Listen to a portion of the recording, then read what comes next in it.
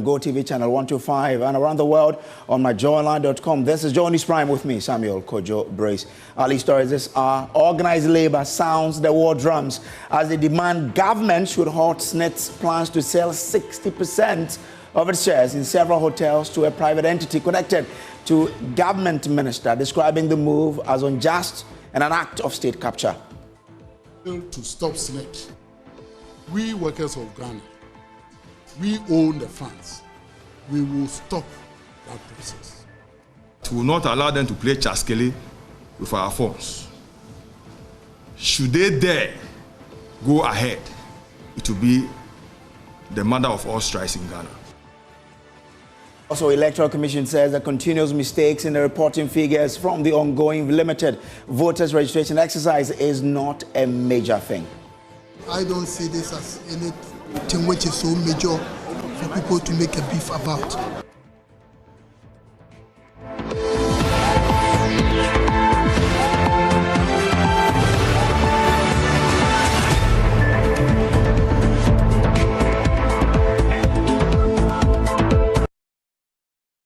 Has issued a stern warning to the Social Security and National Insurance Trust SSNIT to halt the reported sale of 60% of its stake in 4 hotels to MP and Minister for Agriculture Brian Achampon's Rock City Hotel. SSNIT, in a statement, denied any foul play in its decision to sell a 60% stake in its hotels to Rock City Hotel. The trust fund and said Rock City submitted the best and strongest financial proposal out of 6 shortlisted entities. Now, organized labor insists the decision by SSNIT to offload its shares to Rock City Hotel is unjust and an act of state capture. My colleague Michael Ashele was there and has come through with this report. Said in 2018, they started the process to sell 60% of their interest in 6 hotels: Labadi Beach Hotel, La Palm Royal Beach Resort, Ridge Royal Hotel, Elmina Beach Resort, Buzia Beach Resort, and Trust Lodge. By December 2019, they said they had selected a transaction advisor. They later advertised for an expression of interest for a strategic partner. A total of 9 companies responded. They settled with Rock City Hotel. Organized labor is asking government to, as a matter of urgency, cancel SSNIT's move to sell its interest in some hotels. Dr. Yaoban, who represents the TUC, says there's a lot wrong with this particular deal. We in organized labor find it extremely difficult to understand why, first, SSNIT's interest in 6 hotels will be packaged and sold as if all the hotels are in the same financial situation. 2, we find it difficult to understand why the original proposer of the sale of SSNIT's interest in 6 hotels has now reduced to 4. We hold the view that this renders the whole process null and void. And 3, we find it difficult to understand why the proposed payment terms varied from the original MOU based on the recommendations of the transaction advisor. We cannot imagine that state properties will be sold to a minister of state. For us, it smacks of state capture, and that should be stopped, and stopped immediately. And if the Minister for Pensions, who is also Minister for Employment and Labor Relations, failed to stop SSNIT, we workers of Ghana, we own the funds. We will stop that process. Additionally, the TUC is seeking an audience with President Akufo-Addo to discuss more urgent issues. We ask the President to convene a meeting with leaders of organized labor to discuss SSNIT, and this is one of it. And our reps on the board of SSNIT had intimated that things were going on that require the meeting between President and the leadership, and we didn't want to bring this up in public. We still insist that the President should make time for us to discuss this and many other issues about SSNIT that our reps had brought to our attention. May 6th, today is May 20th. We expect that the President will invite us as soon as possible, because there are many other issues. According to SSNIT, Rock City Hotels submitted the best and strongest technical and financial proposal. However, it was for only 4 of the 6 hotels. Dr. Bampo Ado, who represents Clocksack, says they have seen part of the assessment both from SSNIT and that of the interested party, and they don't agree with the contents of it. These funds are not government funds. These funds are pension funds. And pensions are guarded by the Act 766. We have investment guidelines under Act 766. And clearly, these guidelines have not been followed. Government should be aware that we will not allow them to play chaskele with our funds. Should they dare go ahead, it will be the mother of all strikes in Ghana. We don't agree with that assertion. We think proper due diligence was not done. And we, as the major stakeholders for pension funds, we must not sit idle. And I repeat, our pension funds are used for chaskele. The labor unions are now threatening to institute a massive industrial action if government doesn't, with immediate effect, abrogate this particular deal. For JoyNews, Michael Ashale. Now, we've tried to reach Dr. Brian Champon and his hotel Rock City, but we have not had any response so far. Now, let's understand owner of the Rock City Hotel's influence in the hospitality industry, as Kofi Ajay of our data and research desk joins me with some details. Kofi, so what do we know so far about this whole deal and the involvement of Rock City? So Rock City was chosen, just like Papani said, as the entity with the best proposal in this whole deal. And before Rock City was selected, this deal was published in the local space and then in the international space as far back as, The Economist, their magazine, in 2019, I guess. And for them to select Rock City, looking at the international nature of this whole thing, it means SSNIT, if we listen to them and according to them, they've done due diligence, then Rock City, they say, is the perfect piece for this job. Why Rock City, though? We know that currently they only run one hotel, which is the Rock City Hotel in the Kwewu Nkotia of the Eastern region. Currently, that hotel is about 600-bed facility. It's partially open. They say currently they are doing an expansion exercise. By the time they are done, that 600-bed will move to 2,200. That's a big jump from the current capacity, and they're hoping not to be the best in Africa, but also in the whole wide world. That's one of the largest hotels in the whole world. Now, that possibly is a reason why Rock City has been selected. But others are saying that if you really did due diligence and per what you've given to us, then why are you not releasing the total number of companies that actually came to bid for this project? But if you really go through what SSNIT put out, and it simply means that what they have done, according to them, Rock City actually bid for almost all the 6, and then about, I think, just 4 of the hotels that they qualify for, including Labadi Beach Hotel, La Palm Royal Beach, and then the Royal Ridge, I think somewhere in the center. Yeah, it's in Cape Coast. Cape Coast, yeah. These hotels. And the Trust Lodge. If everything goes through, 60% of that hotel will be sold to Rock City for liquidity injection. That is what SSNIT wants at the moment. And per what they advertised in 2019, that is certainly what they are looking for. Liquidity. We know SSNIT is not really that liquid at the moment because of, we've seen the actuarial studies that have been done about SSNIT and the returns on their investment. So if anything at all, in any asset is bringing in more losses than profits, possibly they will be looking at either selling majority stakes or trying to find alternatives to deal with it. But if that's the case, then it begs the question, why not include Busia Beach Resort and Elmina? Because I am aware that Busia Beach Resort is not really performing as it used to. So if you're looking at making the entities better, then of course that's an entity that you include in this deal. Well, maybe in the coming days there will be more questions. But What's the experience of Rock City itself in such that it is the best one to do this? Well, Rock City, even if you just look at the current hotel, which is Rock City, the establishment the construction started around 2008. And we know it was partially opened in 2019. So they've been in the business roughly for 5 years.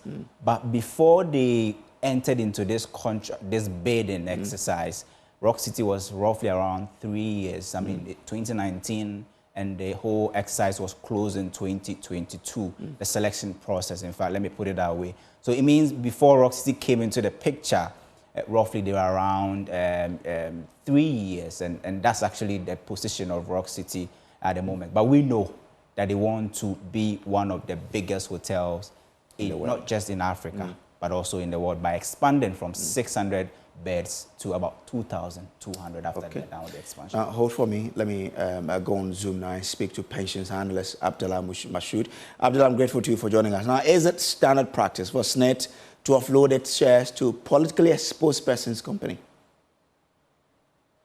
Not at all. Let me begin with what do you call the response that we have had from SSNIT. I've looked at the response to Honorable Ablako's query on the sale of hotels to an individual. And of course, if you look at the response carefully, you realize that SSNIT is just focused on letting the public understand that they do not violate any procurement breaches. But the case on hand is not about satisfying procurement procedures, but rather it has to do with how the transaction or the sale would translate into optimal returns in a safe way and contributing to the broader growth of the economy. When I mention broader growth of the economy, it's a whole lot of discussion, especially when we bring in Rock City and its ability to be able to contribute to the growth of the economy. Because Honorable Ablakwa has petitioned to investigate the sale of SSNIT assets to an individual. Let's ask ourselves, why should that be investigated? Is it possible procurement breaches or looking for conflict of interest situation or seeking to establish if the transaction made best practices in Social Security administration? I'm focusing on the last one first. As a Social Security researcher, that is where the emphasis should be. But is it the case that we don't trust that Rock City, which is owned by the Agric Minister, has the capacity to turn around things for the listed hotels as part of this transaction? Why fix what is not broken? We have been looking at the performance of the 4 hotels in question. I realized that Labadi Beach Hotel and the one at the Royal Beach. Ridge Royal. Royal, exactly. I'm still putting together the figures, but on these two, which is part of the deal, you realize that they turn up, optimal returns on their investment. So I don't see why, you try to fix what is not broken. And I'm sure the same thing goes for, the other 2 hotels. If you particularly look at best practices in divesting major investment of the public pension system, I doubt seriously if this will pass the test. So for efficiency, stakeholders have to broadly look at the investment function of the trust. The place is so open, and people are just taking advantage of the situation. And look, if we don't watch this thing carefully and nip it in the bud, this is just the beginning of a trend, and it's going to set very bad precedent for Social Security administration in Ghana. We just have to find a way of stopping it. I'm grateful to you for this, because you're cautioning against this transaction. Now, joining us on the line is anti-corruption campaigner Vitus Azim. Grateful to you, sir, for joining. Where do you draw the line between when it comes to the conflict of interest in this particular case? Okay, so this is an issue that has generated a lot of discussion in the media since it broke. The SSNIT says it will avail itself for Shraj to undertake any sort of investigation. You've heard Abdullah Mashood there saying that, and he's questioning why fix something that is not broken, and that, per the numbers, 2 hotels on the list really brought us some good returns last year, and therefore he's asking, what is the purpose behind this transaction? We want to find out from anti-corruption campaigners what they do make of all of this. This is still the JoyNews Prime here. Now, so Mashood, let me try and find out from you What do you expect to happen in the next 30 seconds? Yeah, so I realized that organized labor has come on board. I have the feeling that they have rather been very, reactive instead of being proactive. The dynamics of social security administration and governance around the world has changed a lot, and it's about time they bring themselves up to level. I think one or two things have to change about the way stakeholders, especially the representative of the workers' unions, work, especially when it comes to really monitoring what is happening in the social security space. Okay, Mashood, I'm grateful. Thank you. Now, away from that, the minority are sounding the alarm on an alleged illegal recruitment being secretly done into the security services by government. Minority leader Dr. Kaysel Atoforsen at a news conference alleged all NPP parliamentary candidates have been given 30 slots each to pick NPP supporters and foot soldiers to park the security services, including the police and army. Listen.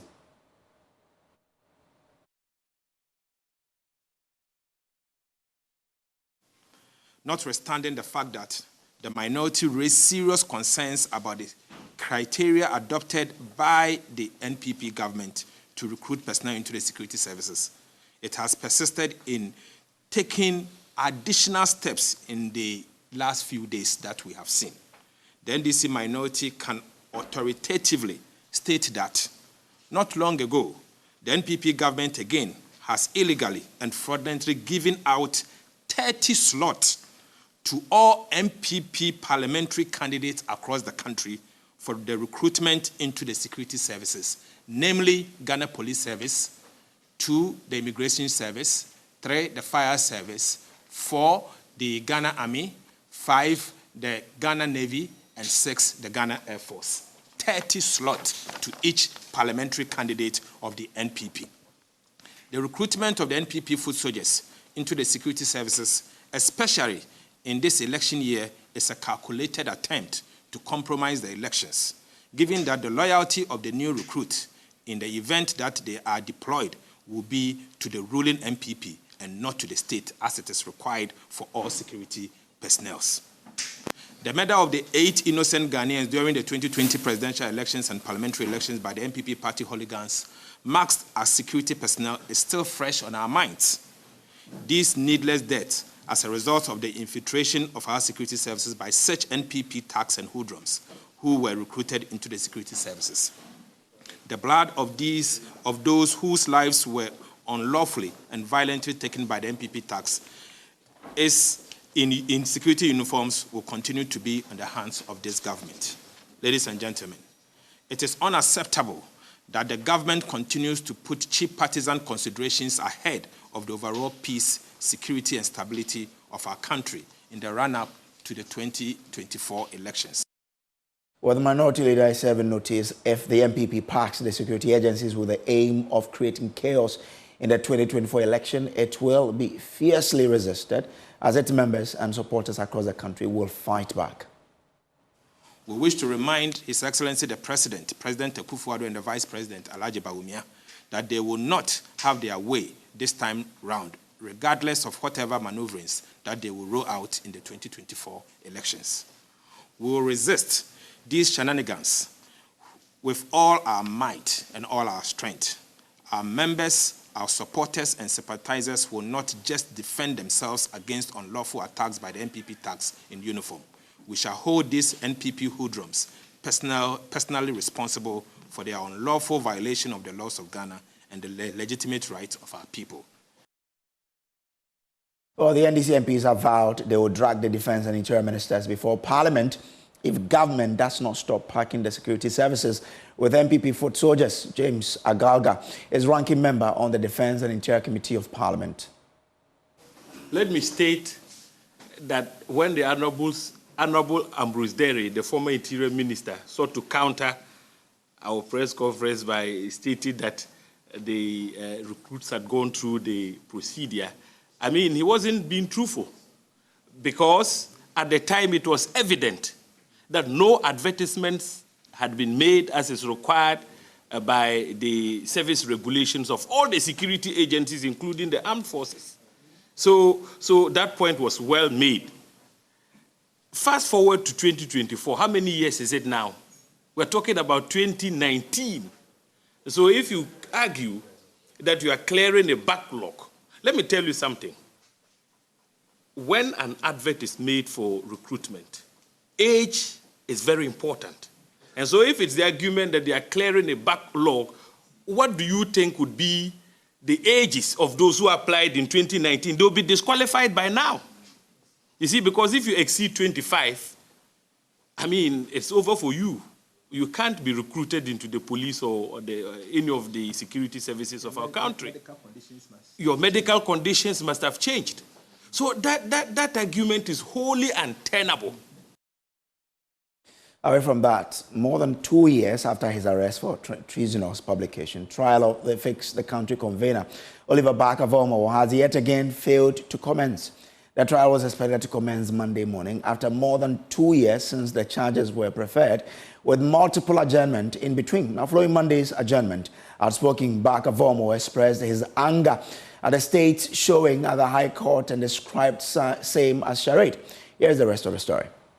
Oliver Barker-Vormawor was arrested in February 2022 for making a post the state deemed treasonable on social media. On April 29 this year, lawyers representing Oliver Barker-Vormawor filed an application challenging the constitutionality of the offense and also prayed to the High Court for the case to be referred to the Supreme Court. In court today, Monday, the sitting judge was expected to pass a ruling on those outstanding issues to make way for a possible trial. It, however, turned out that the state only responded to the April 27 application by Mr. Barker-Vormawor's lawyers this morning.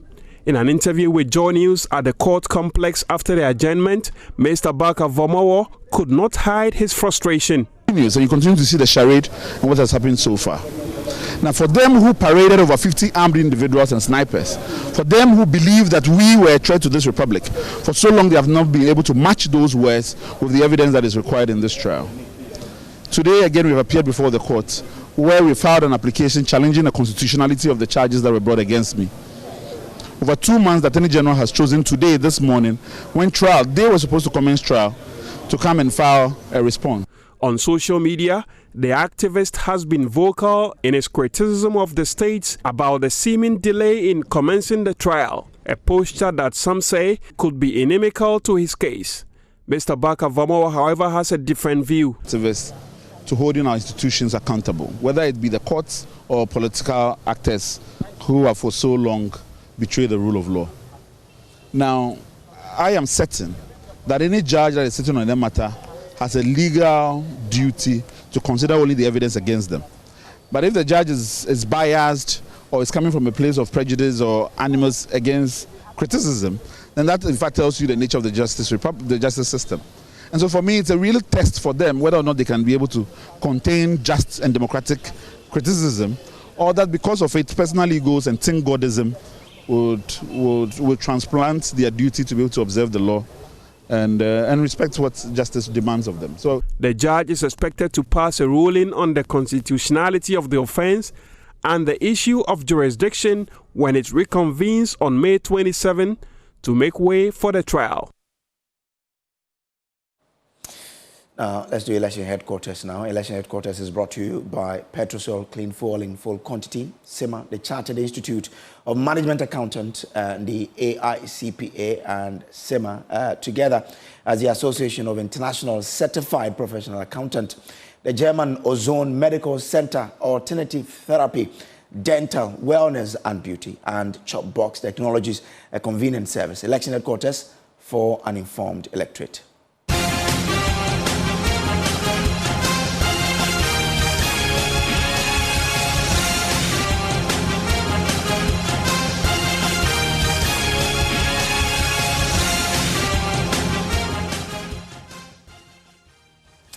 Now, the Center for Democratic Development, CDD Ghana, is worried about the current errors that have characterized the Electoral Commission's reporting on the figures from the ongoing limited voter registration exercise. The CSO says something must change about that to bolster confidence of the electorate in the process and the 2024 general elections. This is coming on the back of the Commission admitting to another error in the ongoing limited voter registration exercise. At the end of day 11 of the limited registration exercise, the EC figures suggest 459,291 had been registered, but 11 hours after posting the figures, the EC admitted errors, saying Greater Accra was wrongly repeated for Upper East on the slide on challenge cases earlier published. But these mistakes by the EC didn't start today. You recall that in the computation of the final results for the 2020 elections, there was a mistake in the final numbers for one of the candidates. Our research desk has been combing through the data, and a member of the desk, Isaac Kofi, joins me in studio with more on this. Kofi, what more do we know? Well, let's start from 2020 because that's mostly setting the precedent for this whole conversation, because in 2020, such transpositional error occurred. And it occurred during the time that the EC boss herself was announcing or declaring the results. I mean, she made the error and they had to come back to correct it. Now, instead of a total vote of 13, total valid vote of 13.11 million votes, she mentioned 13.43 million. And the difference then was more than 300,000 valid votes cast. Although she said that it does not change the percentages for that declaration process, and for you to make such an error, we all thought that EC will learn a big lesson from what happened in 2020 election.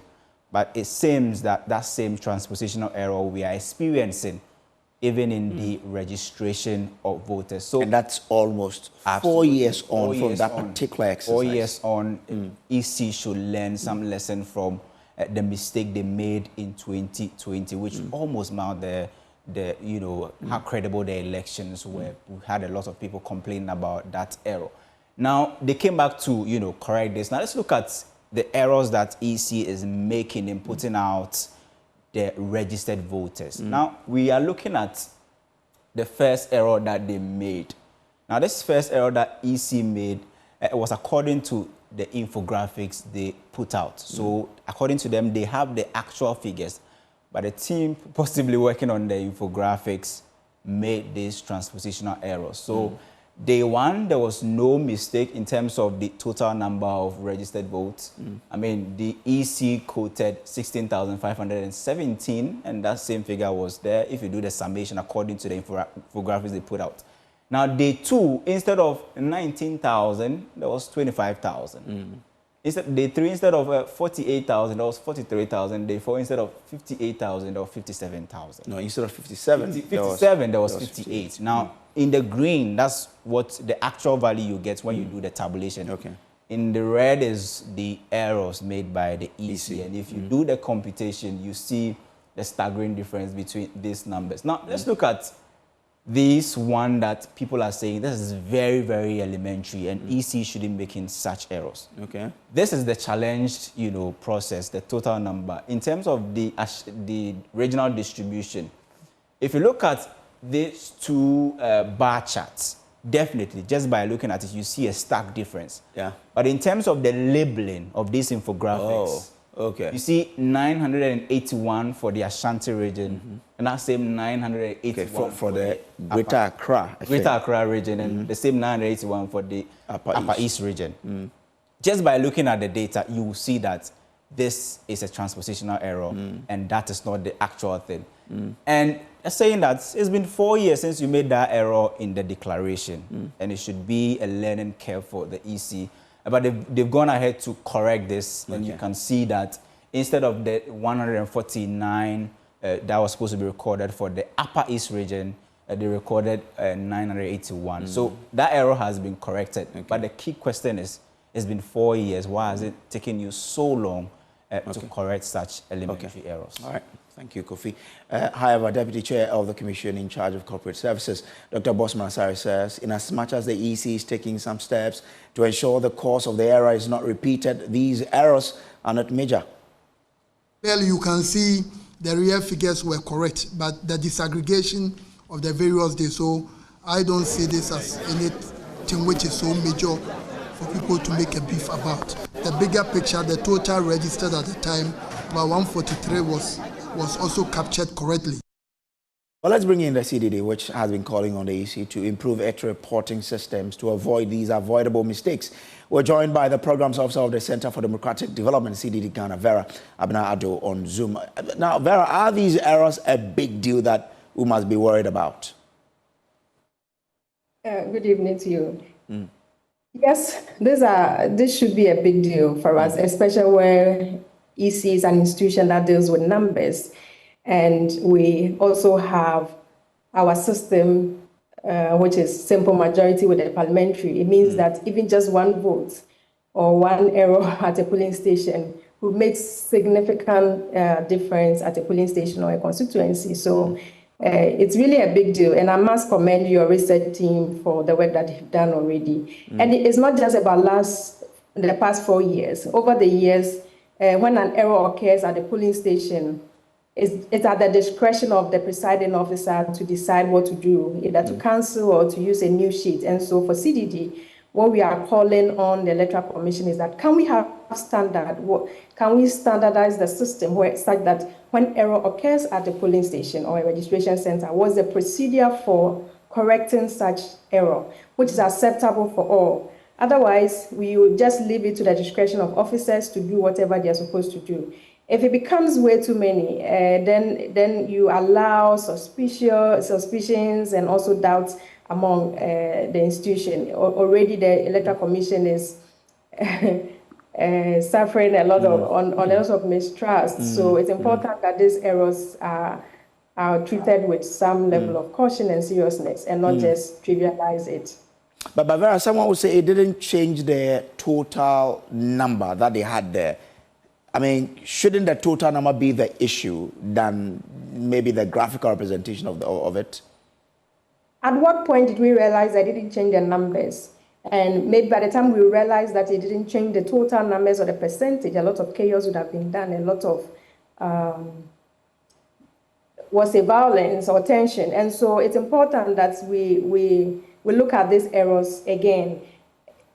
I agree that it's an institution, and when humans run such institution, there will be some errors. But when it's more regular, it's worrying, and it's important for us to also look at these errors and not just trivialize it. I think we need a standard, and some of these errors can be very genuine. Just as all of us, sometimes we make mistakes in the work that we do. And so when it happens, what's the procedure? What's the standard that we need to correct such errors? And we have been calling the EC to ensure that when an error occurs, can we all agree that this is the procedure, that the presiding officer takes a new pink sheet and sign against it, or we take a new, there's a form and attach the error sheet up to the corrected one so that everybody accepts it, because these are numbers issues. And so if you are dealing with numbers, then you have to be a little bit careful. You have your quality assurance.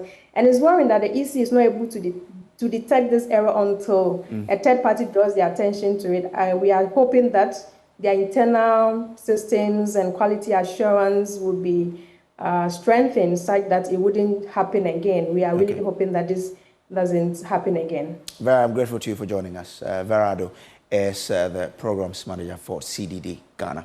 This is the JoyNews Prime. We'll take a quick break here. We'll be back with more news. Do stay with us.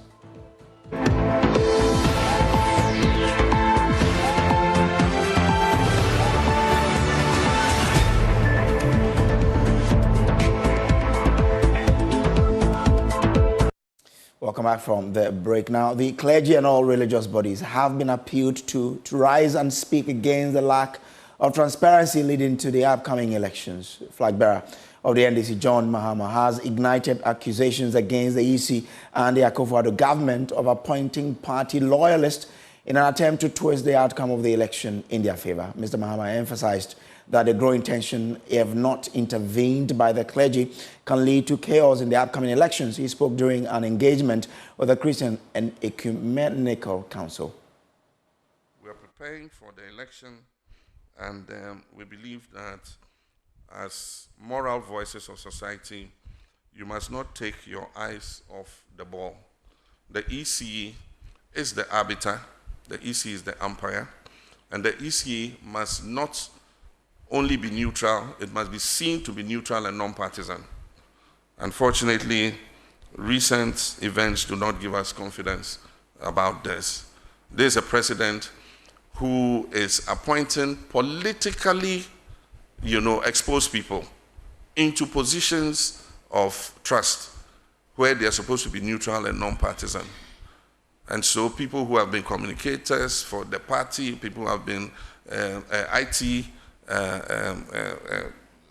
backstops for the party, today are commissioners of the Electoral Commission. How do you expect them to be neutral and fair in what is happening? People who were patrons of TESCON on campus are today commissioners of the Electoral Commission. How do we expect them to be neutral and fair in what is coming up? And so it means that we must be vigilant, we must be more alert. We as political parties are going to use the instruments that are provided in the Electoral Code to ensure that the election is free and fair. We're going to train our party agents, we're going to incentivize them to be vigilant on the day. We're going to make sure that we are at the collation centers on time and we witness the tally of the results. We're going to police the election every step of the way. But sometimes there are things that are difficult to control. For instance, our last complaint was about recruitment of returning officers. You heard Hobson Adoye on radio say that they took MPP executives from Kumau and brought them to a Juso by-election as returning officers. And there are pictures of some of them who are executives. And we are not able to check it because the CI says that 14 days before an election,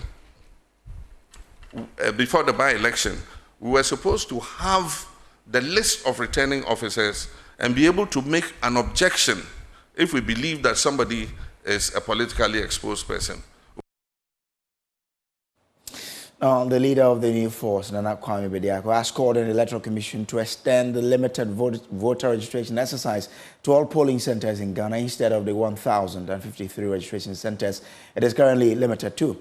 Nana Kwame Bediako, who refused to give the exact number of days the exercise should be extended to, said several would-be voters will be disenfranchised if the challenges that have so far characterized the exercise are not addressed. I would like to bring this petition to the notice of the Electoral Commission, a governmental body to protect the right of the country's democratic rights. From the 7th of May to 27th of May, they have given us 20 days to practice our voting registration rights. And this, I have put a petition on behalf of the nation against it, asking the EC to reconsider this duration and extend the time for us. 27th of May, this practice is supposed to end, making it exactly 20 days for 33 million people as a nation is certainly not enough, certainly impossible to make it right. Still the JoyNews Prime. We'll take a break. We'll be back with showbiz.